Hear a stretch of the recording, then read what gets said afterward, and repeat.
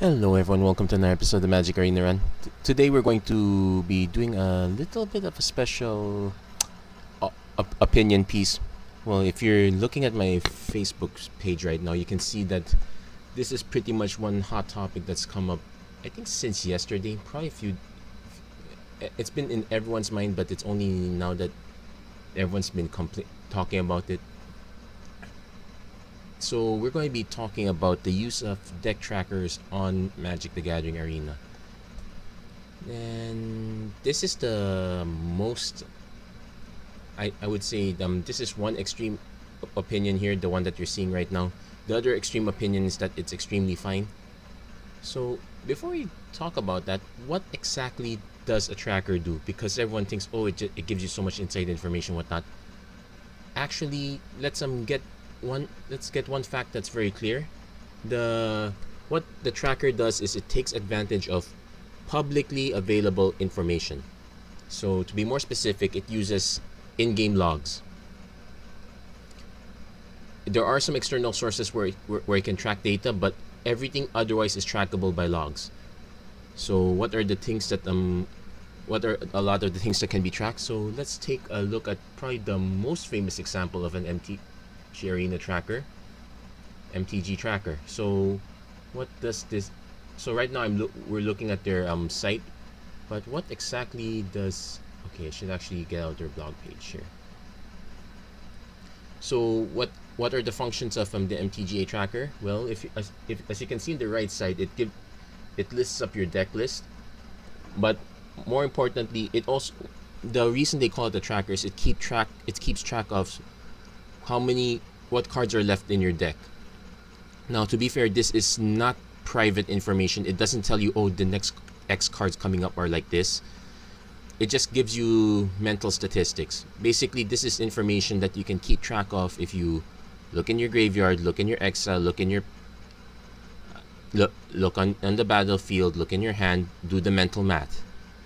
Now, admittedly, most people cannot do mental math really fast. I'm pretty sure the majority of them to perpetuate the stereotype. Not everyone's Asian, so ability to do quick math on the fly is not that great. So, but this is the one issue that most people have this is the one function that most people have an issue with. What it also does is some of them keep track of what your opponent has. Now, again, take note, this is also public information. If you've seen a card, you should be able to see it. You should be able to see it in their hand list. It does, but there are some functions that are quite interesting. So, one, it keeps tracks of information based on opening hands, hands you've mulliganed. This is actually one key information bit. MTGA Tracker made good use of this information to give their opinion on the status of the shuffler, and frankly, it's probably the best opinion piece about the tracker. And as you can see, they've tracked up about 5 million games, and this is only just a percentage. There are plenty of players who don't use the tracker, so this is still a sample size. They're not tracking every game on the planet. This is not the Dark Knight where every cell phone is being used as a sonar. So the biggest one is the real-time deck tracking. Other functions are match history, what's inside your deck. It gives you more deck statistics that usually you'd get from you have to go to a third-party site to use. Then it also gives you metagame reports. Like, it gives you an idea of what other people are playing based on all the other tracker users. So you are not only getting information, you are also contributing information. Now, this is just MTGA Tracker. There's also MTGA Pro Tracker. Kind of again, same function. But another function that is mentioned here is keeping track of your collection, which is actually relatively useful. Let's take draft, for example. There are people who draft just to fill out collections. They don't want to draft a 5th copy of a rare because it only goes to your gold gems pile. So keeping this in mind helps people who want to rare draft or who are trying to complete it so that they don't have to worry about opening in the pack anymore. So that they also have the deck builder feature. They all and there are many collection functionalities also. So that and also keeps track of win-loss records, keeps track of your record of matches. Another thing to note is that it will give you information on your opponent's deck. I I I have no intention of getting any of these trackers, so I'm betting that this one is after the fact. That this won't give you, yeah, this gives you information of your matches after the fact. Now again, this is also public information. Wizards keeps a log file of your matches because you have to submit this log file when you're filing a report. Like if you're filing a bug report about, oh, this it ended in defeat even though it's supposed to be a victory, or this thing happened, it's not supposed to happen. This log file is basically what proves what happened in the game. So so that's why this information is available. Then we also have, yeah, this is, so again, this is a further extension of MTG Arena. As you can see, they also post things like oh, these are the decks that are running through this week. This is what the meta is looking like so far. These are good samples of what decks look like, etc., etc. So we have a huge range of features to talk about. So there are the features that use your information, and there are the features that use other people's information. We have to make that separation because that's what's important in this discussion here. Let's take a look at another list here. So this is MTG Arena tool. Again, gives you an idea of actually this one, yeah, it gives you access to other people's deck lists also. So how do they know the deck list? Simple. You play a game, the deck list is ported out, so that's part of the inclusion. So let's go over some of the release notes, see what are the other things that they've added. So there's also like taskbar progress. There's also vault progress. That's another thing that they keep track of. Again, that's public information. They just keep it hidden until you can actually open the vault in game. So there are a lot of additional entries also, things like draft decks. Okay, so server status is kind of important, but then again, this is something that you can do without also. Then there's this one by 17lands.com. This one's very simple. So again, gives you statistics. You notice that it will give you statistics on the draft. So some of these trackers have draft functionality. So like this one, what it advertises is, let's say that you open pack 1, pick 1. The pack will wheel to you. So this will give you information of what other people have picked. So like if we take a look at this one, these are the options you have left. These are the ones that are known to have been taken already. So some of this information, again, not something that you would be very conscious of, but this information is actually very helpful in draft. How useful it is, I will get to you in a second. So let's just go through. There's about two more known trackers. I'm using this list from MTG Wiki to give me a list of all the trackers. They give you a list of all the functions, what available, not available, whatnot. So let's go to this one. So there's data sync, matches and events results. This is a very important thing. It will not tell you what your opponent's deck is. There are some trackers that will say, oh, based on these cards, your opponent is probably playing this deck. Yeah, like now this one is most likely, now the deck information is public, but it's usually released after, so this one's probably predictive. Same with overlay on opponent's cards, so this one is really public information.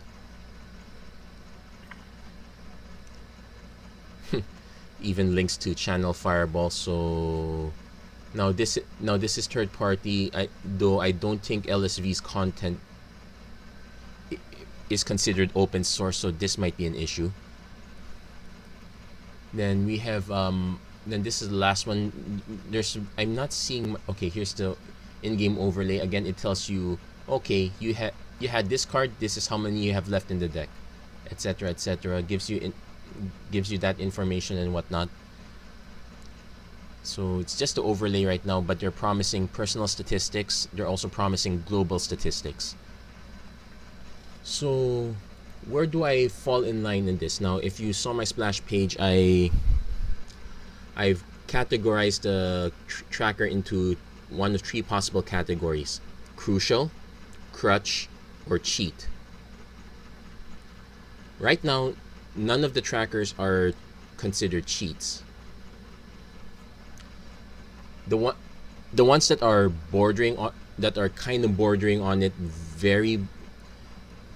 but a lot of what many people think are cheats, I would consider to be crutches. I guess you could consider some to be cheats if you absolutely have no information. Let's take drafting, for example, giving out known information.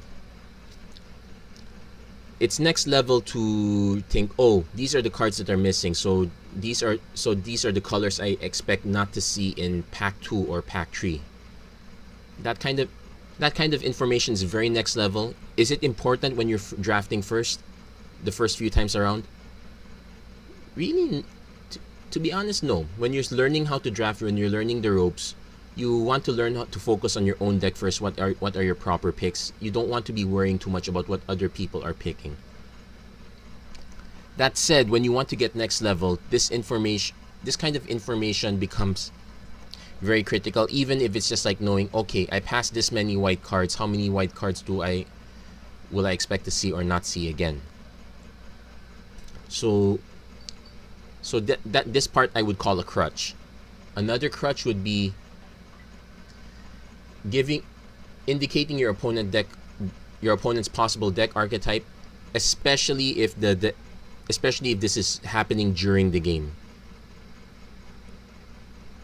Now, technically, you're not supposed to be able to look at your sideboard. You're not supposed to be looking at you're not supposed to be looking at notes during games. This is in reference to paper. You can look at your notes in between games. Normally, these are sideboard notes, but maybe some hints to yourself, like if this, expect this, or if this is how you play this deck. Well, your notes can't be too big anyway. No mini novellas for your notes. So based on that one, this is also a very big crutch. Actually, it's a crutch that's kind of bordering on a cheat if you are getting information on what other people's decks are. And this is the part where I need to say, this is one of my caveats, one of the things I don't like about this. The provision of global statistics. Like, one, these statistics can be skewed. They're not necessarily indicative of what everyone else is playing. Granted, it is indicative of what the good players are playing, but it's hard to say because we don't have any information on the ELOs of all the people who've installed these trackers, and frankly, that's good. So we might be seeing skewed information. Let's take this one for example. So we see this meta snapshot of the week. This is the information. This is the possible trend. Let's take a look at the previous one. I probably should refresh that.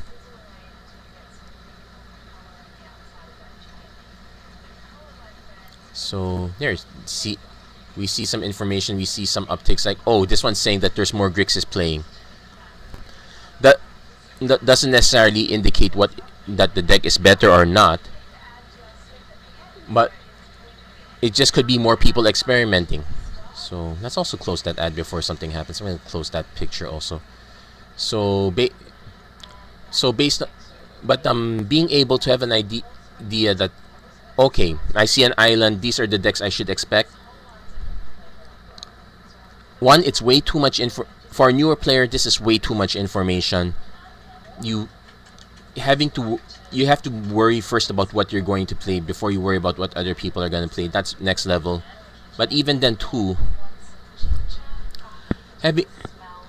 I know people like to do their homebrew decks and whatnot, but but part of the value of a unknown deck is the surprise factor. And if you play it enough times, you're actually contributing your information to this list. You're actually breaking the surprise factor. In fact, if you're a home brewer, this kind of disincentivizes you from playing using these trackers. That said, these trackers are still valuable because now that I've gotten the crutches out of the way, here are the parts that I believe are quite crucial, but not for everyone. These are very good bits of information, but we should not be expecting this in the main deck. One, match history. Like, you want to know which decks you're winning to, which decks you're losing to. It'll tell you that you won or you lost. It won't tell you why you won or you lost. That, again, this is maybe why it's a crutch, but having that data is kind of helpful also. Like let's take this example here. You lost against this Jund build, which is interesting considering Jund is not exactly part of the meta game now.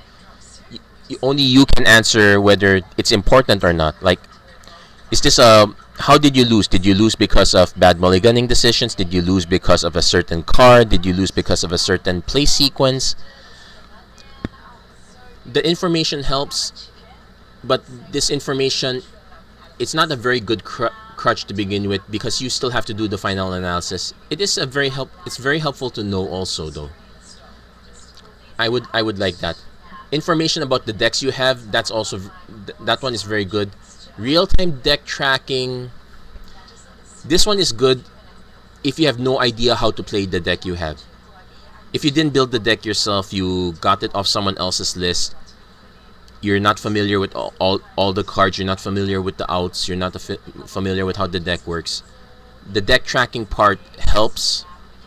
That said, the deck tracking is something that you should be learning how to do. Again, this is all public information.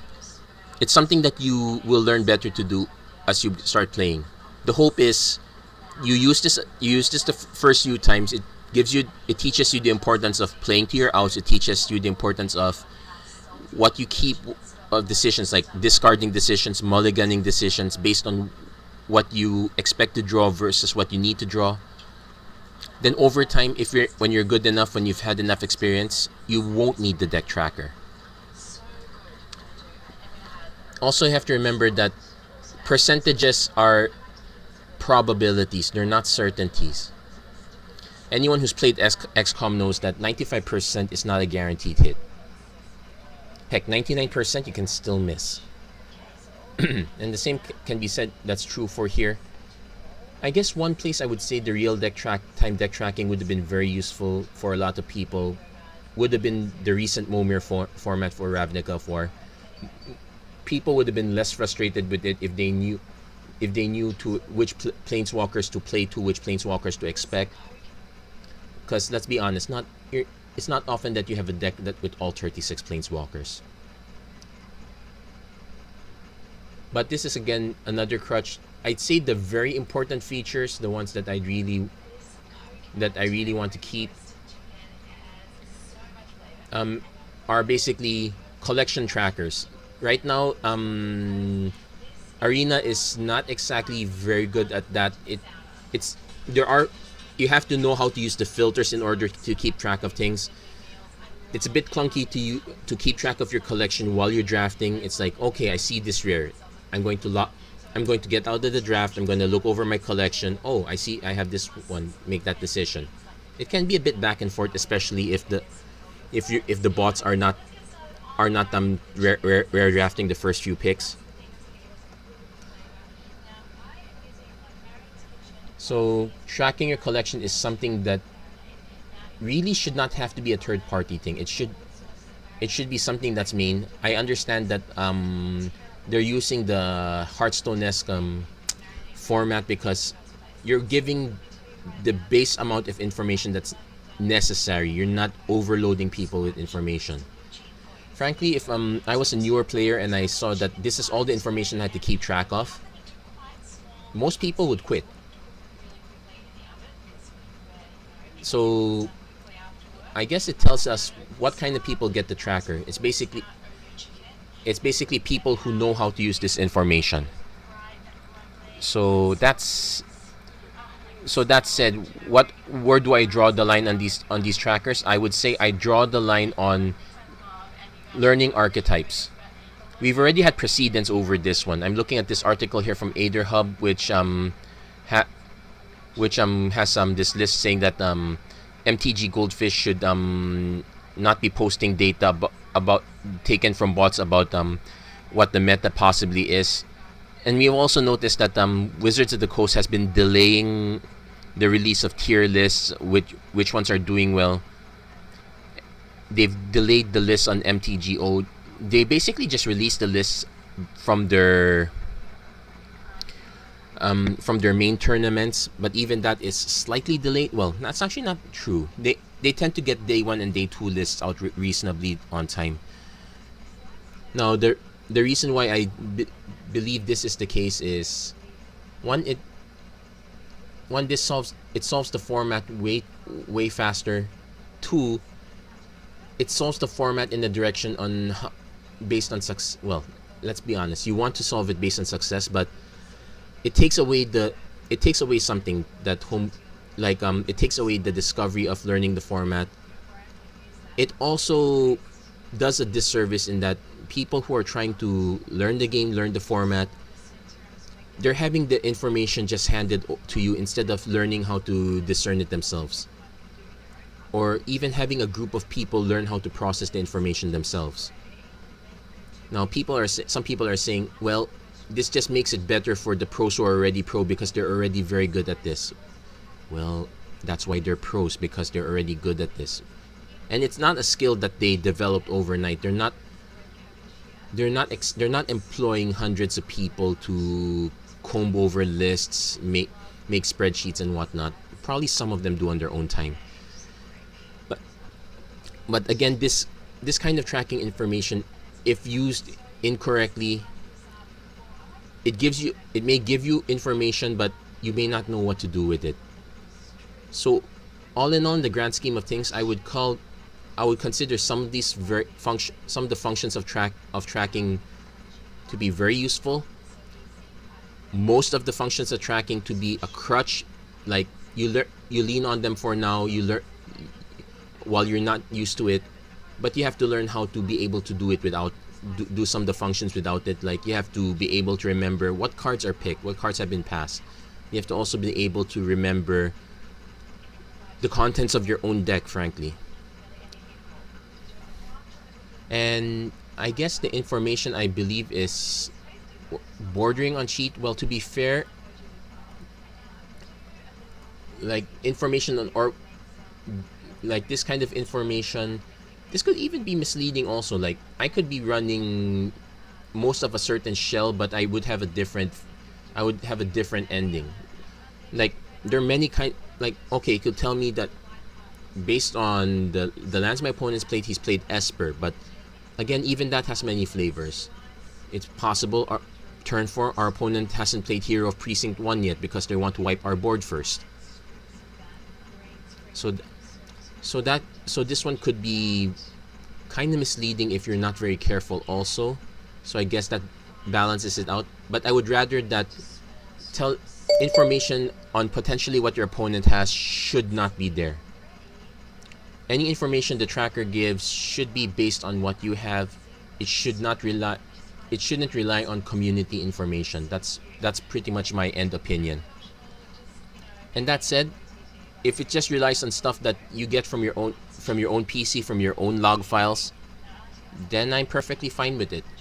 The tracker tools are very useful in that sense. It creates a UI instead of having to read the text document with all the and try to interpret how does the computer parse it.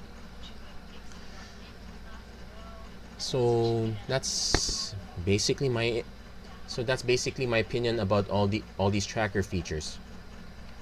And overall, I see we don't exactly expect to see this going away. I guess the one analogy I can give for this one is card counting in blackjack. If I was now, granted, card counting with an electric card counter considered to be illegal, and a casino will kick you out for doing that. Then again, a casino will also kick you out if they suspect you're mentally card counting just because you're very good at math. And that one kind of draws the fine line there. In the internet age here, we're not exactly playing against a big bank. And we have things that are more serious, like stream sniping. That's one possible example, though that one is awfully rare. How often are you going to be matched? It's a bigger issue in MTGO when you have tournaments set up that way. So far in MTGA, you can't exactly go stream sniping, or what's the term for that? You can't exactly be ghosting your favorite Twitch streamer, because the odds of you playing against that Twitch streamer, not that often. And if Wizards is not going to step up to that, I don't think Wizards is going to step up to this. Right now, it's just tracking information that's already available, and frankly, I think that having too much information can be a bad thing if you don't know how to use it. So, what's my final opinion on these tracker apps? They're useful. I guess they're useful in the same way a slap shop is useful to someone who can't use a kitchen knife properly. And there are valid reasons that you can't use a kitchen knife properly. Like, it's very possible you don't have the skill to track all this information. You're reliant on external tools to track information. And in this format where you're basically taking an exam with open notes, then that's fine information, I guess. You just have to be careful on how you use this information, because not all the information that you're gonna get here is necessarily good. You still have to learn how to interpret that, and that's one skill no tracker can ever give you. So that's my opinion on the MTG Arena Trackers, and that's the end of this special episode, the Magic Arena Run. So if you like what you saw, please don't forget to like and subscribe. Much later, I'm going to be doing a constructed video. But until then, thank you very much for watching, and I hope to see you guys again next time.